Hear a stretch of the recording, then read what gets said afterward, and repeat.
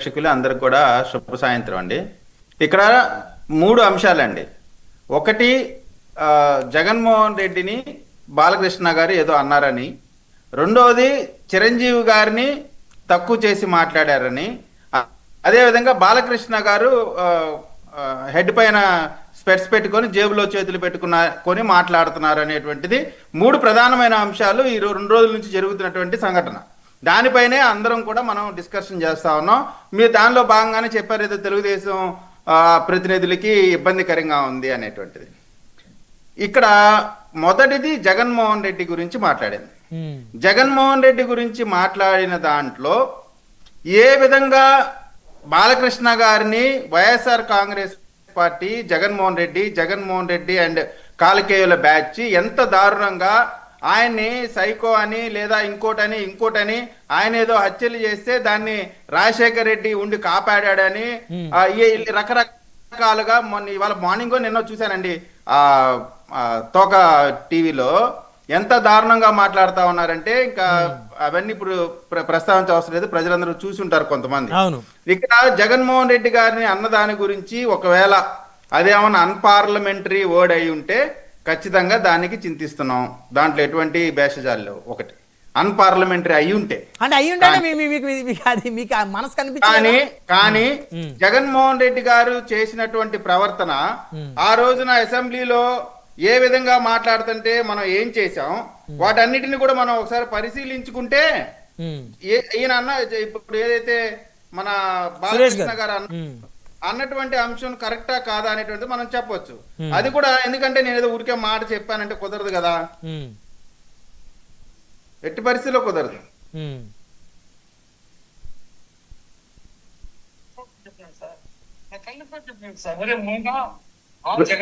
విన్నారండి? అరే ముండా ఆయన అన్నటువంటి మాట ఆయన అంటే ఈయన ఎంజాయ్ చేస్తున్నాడు. ఎవరు? జగన్మోహన్ రెడ్డి గారు నవ్వుతున్నారు, పళ్ళన్నీ బయట పెట్టి ఇక పక్క నవ్వుతా ఉన్నాడు. అంటే బాలకృష్ణ గారు అన్న మాటకి వాస్తవా కాదా అనేటువంటిది ఒకటి అర్థమవుతా ఉంది. రెండవ అంశం, చిరంజీవి గారిని తక్కువ చేసి మాట్లాడారని. చిరంజీవి గారిని పేరు పెట్టి తక్కువ చేసి మాట్లాడారంటారా మహేష్ గారు? నాకు అర్థం కాదు. ఒకటి, చిరంజీవి గారిని తక్కువ చేసి మాట్లాడారంటారా పేరు పెట్టి? నాయుడు గారు, బ్రహ్మనాయుడు గారు. అంటే కామినేని గారు ఫస్ట్ ఏమన్నారు, చిరంజీవి గారు వీళ్ళ సభ్యులు బృందంతో కలిసి వెళ్తే ఫస్ట్ జగన్మోహన్ రెడ్డి గారు కలవనన్నారు.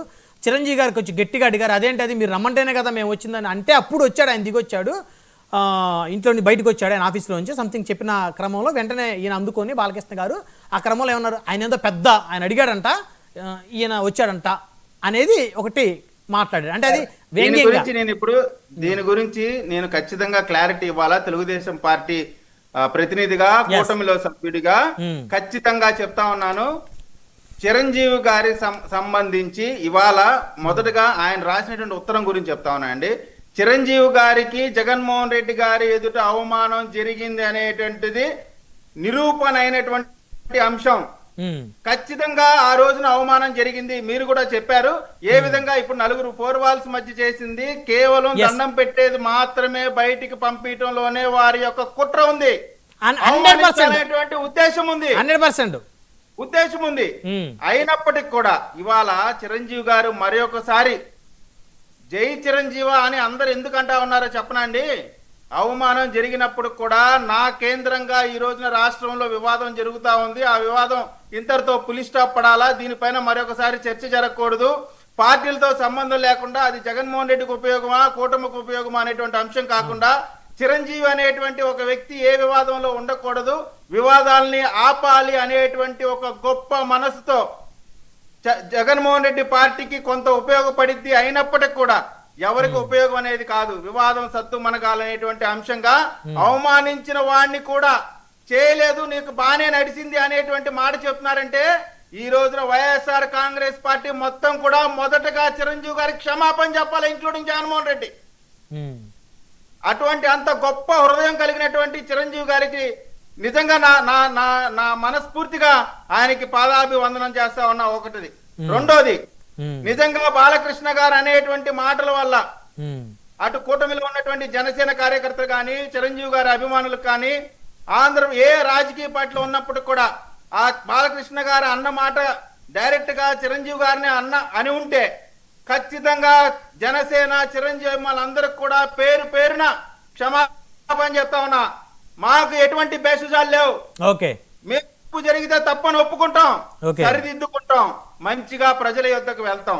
ఓకే. మీలాగా మీరు విన్నారు కదండి భాష, విన్నారు కదా ఏం మాట్లాడుతున్నాడు, ముండా అంటే అంతకంటే బూత్ మాట ఏమైనా మాట్లాడా బాలకృష్ణ గారు జగన్ గురించి?